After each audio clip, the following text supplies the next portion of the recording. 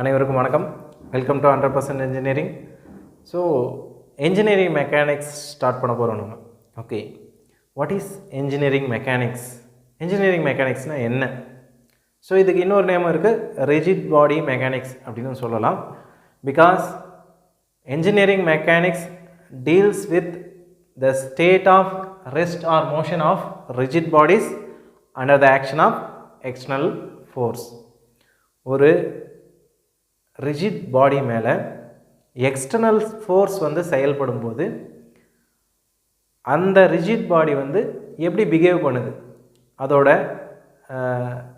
Behaviour, ஐ மீன் இப்போது ஒருவேளை அந்த ரிஜிட் பாடி வந்து இனிஷியலாக ரெஸ்ட்டில் இருக்கலாம், அல்லது ஒரு குறிப்பிட்ட வெலாசிட்டியில் மூவ் ஆகிட்டு இருக்கலாம், அண்டர் மோஷன். ஓகே, ஸோ அந்த ஸ்டேட்டில் ஏற்படக்கூடிய மாற்றம் என்ன? ஏற்கனவே மோஷனில் இருக்குது அப்படின்னா அதோட ஸ்பீடு என்ன ஆகுது, வெலாசிட்டி என்ன ஆகுது? ஓகே, இல்லை ரெஸ்ட்டில் இருக்குன்னா அது மூவ் ஆகுதா இல்லை மூவ் ஆகாமல் அதே பிளேஸில் இருக்கா, அது மேலே ஏற்படக்கூடிய ஃபோர்ஸோட அளவு என்ன? ஓகே, ஸோ இதை பற்றியெல்லாம் டீட்டெயிலாக வந்து டிஸ்கஸ் பண்ணுறது தான் வந்துட்டு இன்ஜினியரிங் மெக்கானிக்ஸ். அதாவது இன்ஜினியரிங் மெக்கானிக்ஸ் ஒரு பொருள் மேலே, ரிஜிட் பாடி மேலே ஃபோர்ஸ் ஆக்ட் ஆகும்போது அந்த பொருள் எப்படி பிஹேவ் பண்ணுது அப்படிங்கிறத பற்றி படிக்க போகிறது தான் வந்து இன்ஜினியரிங் மெக்கானிக்ஸ், ரைட்? ஸோ நமக்கு ஒரு கேள்வி வரும், what is rigid body? Rigid பாடினா என்ன அப்படிங்கிற கேள்வி ஜென்ரலாக நமக்கு எழும். Okay, rigid body is nothing but, ஒரு பொருள் மேலே ஃபோர்ஸ் செயல்படும் போது அந்த பர்டிகுலர் ஆப்ஜெக்ட் டிஃபார்ம் ஆகாமல் இருந்துச்சுன்னா அதுதான் rigid body. Okay, so rigid body is a body which do not deform under the application of external force. ஒரு எக்ஸ்டர்னல் ஃபோர்ஸ் செயல்படும் போது எந்த ஒரு ஆப்ஜெக்ட் டிஃபார்ம் ஆகாமல் இருக்கோ அதுதான் வந்து rigid body. Okay, so I think we are very clear about what is engineering mechanics and what is rigid body, right? Okay, engineering மெக்கானிக்ஸில் வி ஹவ் டூ சப்டாபிக்ஸ். ஒன்று வந்து ஸ்டாட்டிக்ஸ், இன்னொன்று வந்து டைனமிக்ஸ். ஸ்டாட்டிக்ஸ் அப்படின்னா என்ன அப்படின்னு பார்த்தீங்கன்னா, statics deals with equilibrium of bodies under the action of external force.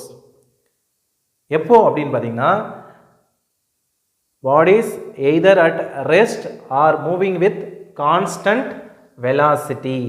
Okay, ஒரு பாடி ரெஸ்ட்டில் இருக்கும்போதோ இல்லை அது ஒரு கான்ஸ்டன்ட் வெலாசிட்டியில் மூவ் ஆகிட்டு இருக்கும்போதோ அது மேலே ஒரு எக்ஸ்டர்னல் ஃபோர்ஸ் செயல்படுது.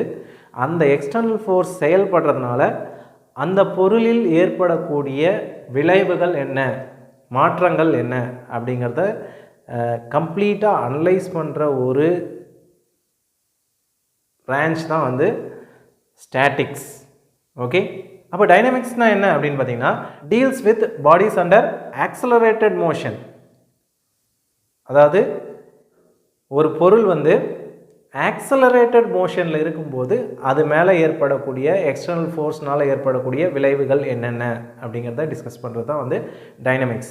What is accelerated motion? அதாவது இனிஷியலாக வந்து ஒரு வெலாசிட்டியில் போயிட்டுருக்கோம், அண்ட் அடுத்த செகண்ட் பார்த்தீங்கன்னா அதோட வெலாசிட்டி இன்க்ரீஸ் ஆகிருக்கும். So we know that acceleration is the rate of change of velocity. Okay, so அந்த மாதிரி ஒரு ஆக்சலரேட்டட் மோஷனில் இருக்கக்கூடிய பாடிஸை பற்றி, அது மேலே ஏற்படக்கூடிய எக்ஸ்டர்னல் ஃபோர்ஸ்னால் ஏற்படக்கூடிய விளைவுகளை பற்றி தெரிஞ்சுக்கிறது தான் வந்து டைனமிக்ஸ் அப்படின்னு சொல்கிறோம். மாதிரி ஒரு கார் எடுத்துக்கிறோம். கார் இனிஷியலாக வந்து 0 km/h போகும், கொஞ்சம் கொஞ்சமாக அதோட ஸ்பீடு இன்க்ரீஸ் ஆகிட்டே போகுது, ரைட்? பிரேக் அப்ளை பண்ணும்போது கொஞ்சம் கொஞ்சமாக அதோட ஸ்பீடு வந்து ரெடியூஸ் ஆகிட்டே போகுது. ஓகே, ஸோ இங்கே ஆக்சலரேட்டட் மோஷன் இருக்குது. இந்த ஆக்சலரேட்டட் மோஷன் இருக்கக்கூடிய பாடிஸ் மேலே ஏற்படக்கூடிய ஃபோர்ஸஸ், அதனால் ஏற்படக்கூடிய விளைவுகள், இதை பற்றி டிஸ்கஸ் பண்ணுறது தான் வந்து டைனமிக்ஸ். ஸோ இதை பற்றி நம்ம கிளியராக தெரிஞ்சுக்கிட்டோம். Okay, next, what are the fundamental concepts? நீங்கள் என்னென்ன தெரிஞ்சுக்கணும் அப்படின்னு பார்த்தீங்கன்னா, லென்த். ஸோ மெக்கானிக்ஸில் இருக்கக்கூடிய ஃபண்டமெண்டல் கான்செப்ட்ஸ் என்ன அப்படின்னு பார்த்தீங்கன்னா, ஃபஸ்ட் லென்த். லென்த் எதுக்காக யூஸ் ஆகுது அப்படின்னா, ஸ்பேஸில் இருக்கக்கூடிய ஒரு பர்டிகுலர் பாயிண்ட்டை வந்து லொக்கேட் பண்ணுறது. இந்த பாயிண்ட் வந்து இவ்வளோ தூரத்தில் இருக்குது அப்படின்னு லொக்கேட் பண்ணுறதுக்கு லென்த் யூஸ் ஆகுது. Or else to describe the size of physical system நம்ம கொடுக்கப்பட்டுள்ள ஒரு ஆப்ஜெக்டோட சைஸ் என்ன அப்படின்னு டிஸ்கிரைப் பண்ணுறதுக்கு வந்து we can use the length. Time, ரெண்டாவது வந்து டைம் எதுக்காக அப்படின்னு பார்த்தீங்கன்னா to measure the successive events. இது வந்து எங்கே நமக்கு வந்து பயன்படும் அப்படின்னு பார்த்தீங்கன்னா இன் கேஸ் ஆஃப் டைனமிக்ஸ். ஏன்னா டைனமிக்ஸில் வந்து ஆக்சலரேட்டட் மோஷன் இருக்குது. அப்போது ஃபஸ்ட்டு செகண்ட் ஒரு வெலாசிட்டி இருக்கும், ரெண்டாவது அடுத்த செகண்ட் வந்து வெலாசிட்டி இன்க்ரீஸ் ஆகிருக்கும் அல்லது டிக்ரீஸ் ஆகிருக்கும். அப்போ ஒவ்வொரு செகண்டுக்கும் வெலாசிட்டி வந்து சேஞ்ச் ஆகுது. ஓகே, அப்போது இந்த செகண்ட் என்ன வெலாசிட்டி, அடுத்த செகண்ட் என்ன வெலாசிட்டி அப்படின்னு கண்டுபிடிக்கும் போது சக்ஸசிவ் ஈவெண்ட்ஸ் அப்படின்னு சொல்லலாம் அதை, ரைட். அப்போது டைனமிக்ஸில் தான் வந்து டைம் வந்து it comes into play, right. Next மாஸ்னால் என்ன அப்படின்னு தெரியும் நமக்கு. quantity of matter present in an object is called mass. Okay, so mass எதை பற்றி வந்து நமக்கு எக்ஸ்பிளைன் பண்ணும் அப்படின்னு பார்த்தீங்கன்னா in case of inertia. Okay, so inertia அப்படின்னா என்ன? ஸோ இனர்ஷியா அப்படிங்கிறது it is nothing but the resistance offered to the change in velocity. Resistance offered to the change in velocity. Velocity மாறும்போது அதை எதிர்க்கக்கூடிய அந்த ஃபினாமினானதை வந்து இனர்ஷியா அப்படின்னு சொல்கிறோம். நம்ம நார்மலாக பார்த்துருப்போம், ஒரு பஸ்ஸில் போயிட்டுருப்போம், பஸ்ஸில் ஒரு பர்டிகுலர் வெலாசிட்டியில் 40 km/h போயிட்டுருக்கு. அந்த பஸ்ஸில் நாமளும் போயிட்டுருக்கோம். ஸோ நாமளும் அல்டிமேட்டாக வந்து 40 km/h அப்படிங்கிற வெலாசிட்டியில் வந்து ட்ராவல் பண்ணிகிட்ருக்கோம். திடீர்னு வந்து டிரைவர் வந்து பிரேக் அப்ளை பண்ணுறாரு. ஸோ பஸ்ஸோட வெலாசிட்டி வந்து குறையுது. ஓகே, 20 km/h அப்படின்னு சடனாக குறையுது, உடனே குறையுது. நாம் போயிட்டு இருந்த அதே 40 km/h ஸ்பீட்லேயே வந்து வெலாசிட்டிலே வந்து ட்ராவல் பண்ணுறதுக்கு முற்படுவோம். ஸோ அதனால தான் நம்ம முன்னாடி விழுற மாதிரி ஒரு ஃபோர்ஸ் வந்து நம்ம மேலே க்ரியேட் ஆகும். Okay, this is due to inertia. அப்போ இனர்ஷியா அப்படிங்கிறது ரொம்ப கிளியராக சொல்ல போனால் it is the resistance to change in velocity. So next, force. So this is the very important unit or fundamental quantity, okay, physical quantity in engineering mechanics.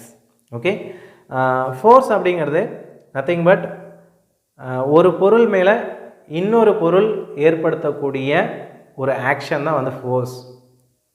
Okay, ஒரு பொருள் மேலே இன்னொரு பொருள் ஏற்படுத்தக்கூடிய ஆக்ஷன் தான் ஃபோர்ஸ்.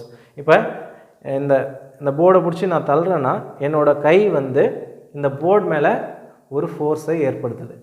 ஸோ அப்போ என் கை வந்து ஒரு ஆக்ஷனை வந்து இந்த போர்டு மேலே ஏற்படுத்துது. ஸோ அந்த ஆக்ஷன் தான் வந்து ஃபோர்ஸ் அப்படின்னு சொல்கிறோம். ஓகே, ஃபோர்ஸை டினோட் பண்ணுறதுக்கு, ஃபோர்ஸை குறிக்கிறதுக்கு ஒரு சில கேரக்டரிஸ்டிக்ஸ் இருக்குது. ஸோ ஃபோர்ஸோட கேரக்டரிஸ்டிக்ஸ் என்னென்ன அப்படின்னு பார்த்தீங்கன்னா basically it is magnitude, direction and point of application. magnitude அப்படிங்கிறது nothing but நம்ம ஒரு ஃபோர்ஸை 10 நியூட்டன், 20 நியூட்டன், 30 நியூட்டன் அப்படின்னு குறிப்பிடுவோம். ஓகே, தட் இஸ் கால்டு அந்த ஃபோர்ஸோட அளவு என்ன. ஓகே, ஸோ அது மேக்னிடியூட். ரெண்டாவது டைரெக்ஷன், அந்த ஃபோர்ஸ் வந்து அந்த பொருள் மேலே எந்த டைரெக்ஷனில் செயல்படுது, எவ்வளோ ஆங்கிளில் செயல்படுது அப்படிங்கிறது தான் வந்து direction. Next, point of application, அந்த பர்டிகுலர் ஃபோர்ஸ் வந்து அந்த பொருள் மேலே ஒரு புள்ளியிலேருந்து எவ்வளோ தூரத்தில் செயல்படுது, எந்த இடத்துல செயல்படுது அப்படிங்கிறது தான் பாயிண்ட் ஆஃப் அப்ளிகேஷன். ஓகே, அப்போ ஒரு ஃபோர்ஸை டினோட் பண்ணணுன்னா நமக்கு 3 விஷயம் தேவைப்படுது. ஒன்று வந்து அதோட அளவு என்ன, மேக்னிடியூட் என்ன. ரெண்டாவது வந்து டைரெக்ஷன் என்ன, எந்த டைரெக்ஷனில் அது செயல்படுது. ஓகே, மூணாவது என்ன அப்படின்னு பார்த்தீங்கன்னா பாயிண்ட் ஆஃப் அப்ளிகேஷன், எந்த பாயிண்டில் அந்த பொருள் மேலே எந்த இடத்துல அந்த ஃபோர்ஸ் வந்து செயல்படுது அப்படிங்கிறது மூணாவது. ஓகே, இந்த 3 விஷயங்களும் வச்சு தான் வந்து ஒரு ஃபோர்ஸை வந்து நீங்கள் டிஃபைன் பண்ண முடியும். ஓகே, நம்ம time, length, mass and force பற்றி பேசிகிட்டு இருந்தோம். According to Newtonian mechanics, time, length, mass இது மூணுமே வந்து ஃபண்டமெண்டல் quantities, அதாவது it does not depend on any other quantities, right? So they are independent quantities. எதையும் வந்து அது டிபெண்ட் பண்ணி இருக்காது, எதை பொறுத்தும் அது மாறாது. Okay, so they are called as fundamental quantities or absolute concepts அப்படின்னு சொல்லலாம். ஓகே, அப்சல்யூட்னா பர்ஃபெக்ட் அப்படின்னு அர்த்தம். ஓகே, ஸோ அப்சல்யூட் கான்செப்ட்ஸ் அப்படின்னு சொல்லலாம், இல்லை இண்டிபெண்ட் வேரியபிள்ஸ் அப்படின்னு சொல்லலாம். பட் ஃபோர்ஸ் எடுத்துக்கிட்டிங்கன்னா force is a derived quantity. It depends on mass and time like that. Okay, so force வந்து மாஸை பொறுத்து மாறலாம். மாஸ் அதிகமாக இருக்க பொருள்னா அது வேகமாக வந்து விழும்போது அதோட ஃபோர்ஸ், அது கிரியேட் பண்ணுற ஃபோர்ஸ் வந்து அதிகமாக இருக்கலாம். மாஸ் குறைவாக இருக்கிற பொருள் வந்து நம்ம மேலே மோதும் போது அது கிரியேட் பண்ணுற ஃபோர்ஸ் வந்து கம்மியாக இருக்கலாம். ஓகே, அப்போ ஃபோர்ஸ் வந்து மாஸை டிபெண்ட் பண்ணி இருக்குது. ஆர் எவ்வளோ நேரத்துக்கு வந்து அந்த பொருள் மேலே அந்த எவ்வளோ டைமுக்கு வந்து அந்த பொருள் வந்து வேறு ஒரு பொருள் மேலே ஆக்ட் ஆகுது அப்படிங்கிறத பொறுத்து வந்து ஃபோர்ஸ் வந்து மாறலாம். Okay, it depends on time. Okay, force வந்து மற்ற குவான்டிட்டிஸை டிபெண்ட் பண்ணி இருக்கிறதுனால அதை டிரைவ்டு குவான்டிட்டி அப்படின்னு சொல்கிறோம். ஓகே, இங்கே weight is also a force. வெயிட்டும் ஒரு ஃபோர்ஸ் தான். ஓகே, மாஸ் இன்டூ கிராவிட்டி போட்டோன்னா we get weight. So mass into gravity is weight and weight is a force அப்படின்னு சொல்லலாம். ஓகே, வெயிட் வந்து பிளேஸை பொறுத்து என்ன ஆகும், மாறும். இப்போ இந்த இடத்துல பூமியில் நம்ம வந்து கிராவிட்டி வேறு, நிலாவில் வந்து கிராவிட்டி வேறு. We know that very well. Okay, so நிலாவோட கிராவிட்டி பார்த்தீங்கன்னா பூமியோட கிராவிட்டியை விட 6 மடங்கு குறைவாக இருக்கும்.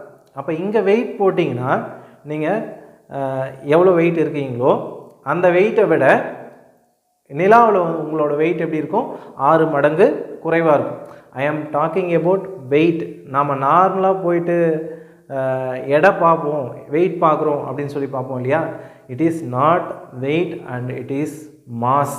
நம்ம பார்க்கக்கூடியது மாஸ், நம்மளோட நிறைய என்னன்னு தான் பார்க்குறோம். 50 kg, நான் 55 கிலோ இருக்கேன் அப்படின்னா இட் டினோட்ஸ் த மாஸ், நம்மளோட நிறைய என்னன்னு தான் சொல்லுதே தவிர it does not talk about weight of our body. நம்மளோட பாடியோட வெயிட்டை பற்றி அது பேசுகிறது கிடையாது. ஓகே, ஆனால் நாம் தான் வெயிட்டுன்னு நான் வந்து மிஸ்டேக்காக வந்து சொல்லிகிட்ருக்கோம், தப்பாக சொல்லிகிட்ருக்கோம். It is mass. Okay, right. Weight ஆனால் இடத்துக்கு இடம், ஒவ்வொரு இடத்துக்கும் இன்னொரு இடத்துக்கும் வந்து வெயிட் வந்து மாறலாம். பூமியிலேயே வந்து ஒவ்வொரு பிளேஸுக்கும் கொஞ்சம் வெயிட் வேரியேஷன்ஸ் வரலாம். Depends on the gravity force. Okay, அந்த கிராவிட்டி ஃபோர்ஸை பொறுத்து வெயிட் கொஞ்சமாக டிஃப்ரென்ஸ் வரலாம். Okay, next mass. மாஸ் அப்படிங்கிறது இடத்தை பொறுத்து, இடத்துக்கு இடம் மாறாது. It does not depend on location. Okay, லொக்கேஷனை பொறுத்து அது மாஸ் வந்து மாறாது. ரைட். ஃபோர்ஸோட யூனிட் என்ன அப்படின்னு பார்த்தீங்கன்னா Newton. we know very well the unit of force is Newton, and Newton we can write like this: kilogram meter per second square. Okay, kilogram meter per second square. So இது ரொம்ப ஈஸியாக புரியும். we know that force F equal to mass into acceleration or mass into gravity, right? So mass வந்து kg and acceleration வந்து meter per second square.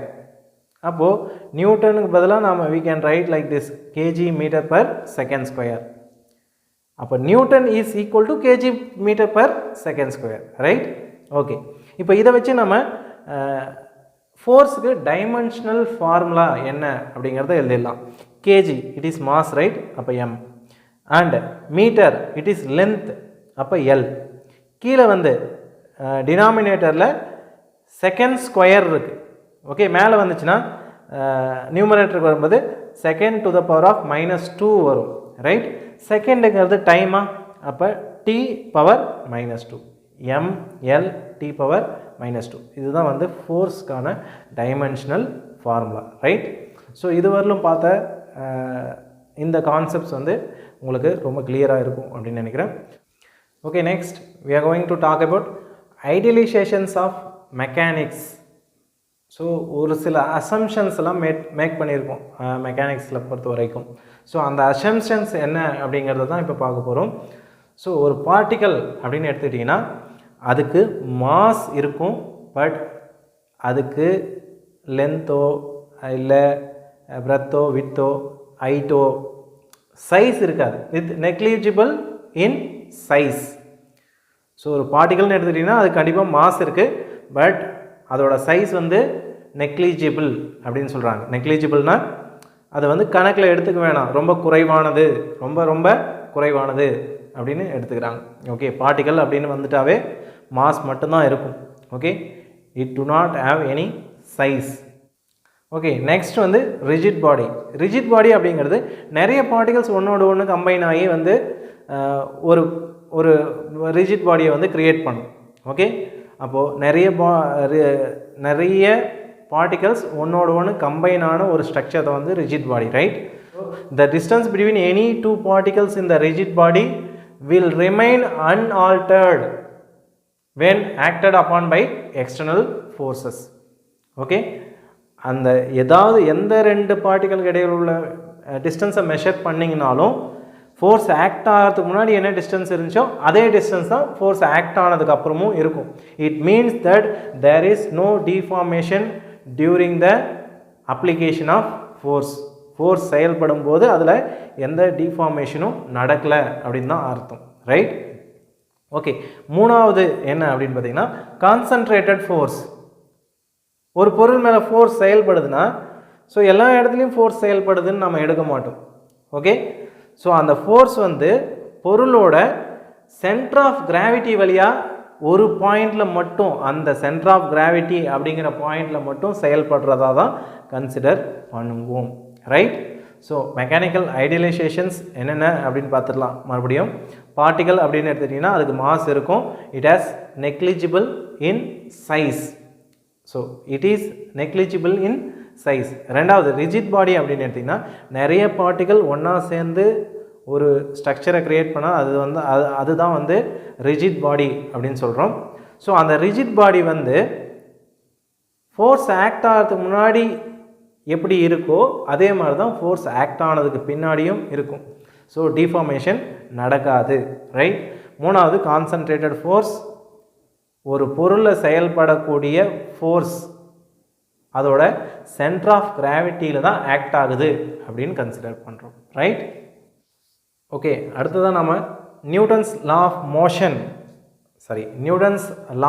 Of motion பார்க்க போகிறோம். So there are 3 laws of motion. First law of motion எடுத்துட்டிங்கன்னா a body remains in its state of rest or motion unless it is acted upon by an external force. அதாவது ஒரு பொருள் எடுத்துக்கிறீங்க, அந்த பொருள் நிலையாக இருக்குன்னா அது நிலையாகவே தான் இருக்கும், ரெஸ்ட்டில் தான் இருக்கும். எது வரைக்கும் அப்படின்னு பார்த்தீங்கன்னா அது மேலே எந்த ஃபோர்ஸும் செயல்படாத வரைக்கும். ஏதாவது ஒரு ஃபோர்ஸ் செயல்படுச்சுன்னா அது நகரலாம். ஓகே, அதே மாதிரி ஒரு பொருள் வந்து ஒரு கான்ஸ்டன்ட் வெலாசிட்டியில் மூவ் ஆகிட்டுருக்கு அப்படின்னா அந்த பொருளும் அதே கான்ஸ்டன்ட் வெலாசிட்டியில் மூவ் ஆகிட்டு மோஷன்லேயே இருக்கும். எது வரைக்கும் அப்படின்னு பார்த்தீங்கன்னா அது மேலே ஒரு எக்ஸ்டர்னல் ஃபோர்ஸ் செயல்படாத வரைக்கும். அது மேலே ஒரு எக்ஸ்டர்னல் ஃபோர்ஸ் செயல்பட்டுச்சுன்னா அதோட வேகம் அதிகரிக்கலாம் அல்லது குறையலாம், அல்லது அந்த பாடி மூவ் ஆகிட்டு இருக்கக்கூடிய அந்த டைரக்ஷன் சேஞ்ச் ஆகலாம். Okay, so these are the 3 cases, right? அதாவது ஃபஸ்ட்லாம் என்ன டிஃபைன் பண்ணுதுன்னா ஒரு பொருள் அது என்ன ஸ்டேட்டில் இருக்கோ அதே ஸ்டேட்டில் தான் இருக்கும். எது வரைக்கும் அப்படின்னு பார்த்தீங்கன்னா அது மேலே எக்ஸ்டர்னல் ஃபோர்ஸ் செயல்படாத வரைக்கும், right? Next second law of motion. Second law of motion என்ன ஸ்டேட் பண்ணுது அப்படின்னு பார்த்தீங்கன்னா ஒரு பொருளில் ஏற்படக்கூடிய மொமெண்டம், சரியா? அந்த மொமெண்டம் எதுக்கு ஈக்குவலாக இருக்கும் அப்படின்னு பார்த்தீங்கன்னா அந்த பொருள் மேலே அந்த மொமெண்டமை க்ரியேட் பண்ண ஃபோர்ஸ் இருக்குது இல்லையா, அந்த ஃபோர்ஸுக்கு ப்ரொபோஷ்னலாக இருக்கும், டைரக்ட்லி ப்ரொபோஷ்னலாக இருக்கும். ஓகே, ஃபோர்ஸுக்கு நேர் விகிதத்தில் மொமெண்டம் அமையும், right? Next third law of motion என்ன சொல்லுது அப்படின்னு பார்த்தீங்கன்னா each and every action has equal and opposite reaction. அதாவது ஒவ்வொரு வினைக்கும் எதிர்வினை இருக்கும் அப்படின்னு நமக்கு தெரியும். இங்கே ஆக்ஷன் அப்படிங்கிறது நத்திங் பட் ஃபோர்ஸ். அப்போ ஒவ்வொரு ஃபோர்ஸுக்கும் ஈக்குவல் அண்ட் ஆப்போசிட் ஃபோர்ஸஸ் இருக்கும். இப்போ இந்த போர்டை பிடிச்சி நம்ம தள்ளுறோம் அப்படின்னா அந்த போர்டும் நாம் எவ்வளோ ஃபோர்ஸ் கொடுத்து தள்ளுறோமோ அதே அளவு ஃபோர்ஸை நம்ம மேலே எக்ஸர்ட் பண்ணும், நம்ம மேலே செலுத்தும், சரியா? ஸோ அப்போது இதுலேருந்து நமக்கு தெளிவாக தெரியக்கூடிய விஷயம், தேர்ட் லா ஆஃப் மோஷன்லேருந்து நமக்கு தெளிவாக தெரியக்கூடிய விஷயம் என்ன அப்படின்னு பார்த்தீங்கன்னா ஃபோர்ஸ் வந்து சிங்கிளாக எக்ஸிஸ்ட் ஆகாது. எப்போவுமே ஃபோர்ஸ் வந்து பேர்ஸாக தான் வந்து எக்ஸிஸ்ட் ஆகும், ரெண்டு ஃபோர்ஸாக தான் வந்து எக்ஸிஸ்ட் ஆகும். சிங்கிளாக ஒரு ஃபோர்ஸ் மட்டும் செயல்படுதுன்னு நம்ம சொல்ல முடியாது. ஸோ அந்த ஒரு ஃபோர்ஸ் செயல்படுதுன்னா அதுக்கு ஈக்குவல் அண்ட் ஆப்போசிட் ரியாக்ஷன் ஃபோர்ஸும் செயல்படுது. அப்போ 2 ஃபோர்ஸ் செயல்படுது. ஓகே, அப்போ சிங்கிளாக ஃபோர்ஸ் வந்து ஆக்ட் ஆகாது, பேர்ஸாக தான் வந்து ஃபோர்ஸ் வந்து எந்த பொருள் மேலேயும் ஆக்ட் ஆகும். Okay, so Newton's laws of motion வந்து தெளிவாக பார்த்தாச்சு. ஸோ நம்ம இதுவரைக்கும் இந்த வீடியோவில் பார்த்த விஷயங்கள் என்னென்ன அப்படின்னு பார்த்திங்கன்னா, இதெல்லாம் ரொம்ப பேசிக்கான concepts about engineering mechanics. Rigid பாடினா என்ன, ஃபோர்ஸ்னால் என்ன, ஃபண்டமெண்டல் குவான்டிட்டிஸ் என்னென்ன, நியூட்டன்ஸ் லாஸ் ஆஃப் மோஷன் பார்த்துருக்கோம். அண்ட் பார்ட்டிகல்னால் என்ன, ஒரு ரிஜிட் பாடினா என்ன, ஃபோர்ஸ் வந்து எப்படி செயல்படும். ஓகே, அண்டு ஃபோர்ஸோட யூனிட் பார்த்துருக்கோம். ஓகே, ஸோ இது எல்லாமே ஒரு இன்ஜினியரிங் மெக்கானிக்ஸை படிக்கிறதுக்கு முன்னாடி, சப்ஜெக்ட்குள்ளே போகிறதுக்கு முன்னாடி ஒரு இன்ட்ரடக்ஷன் தான் நமக்கு. ஓகே, ஸோ இந்த விஷயங்கள்லாம் தெளிவாக இருந்தீங்கன்னா நம்ம அடுத்த கிளாஸஸ் நெக்ஸ்ட் வீடியோஸ் பார்க்கும்போது உங்களுக்கு கான்செப்ட்ஸ் வந்து தெளிவாக புரியும். Right, so thank you so much for வாட்சிங் திஸ் வீடியோ. அண்ட் நம்மளோட அடுத்த வீடியோவில் சிலபஸ்க்குள்ளே போயிடலாம்.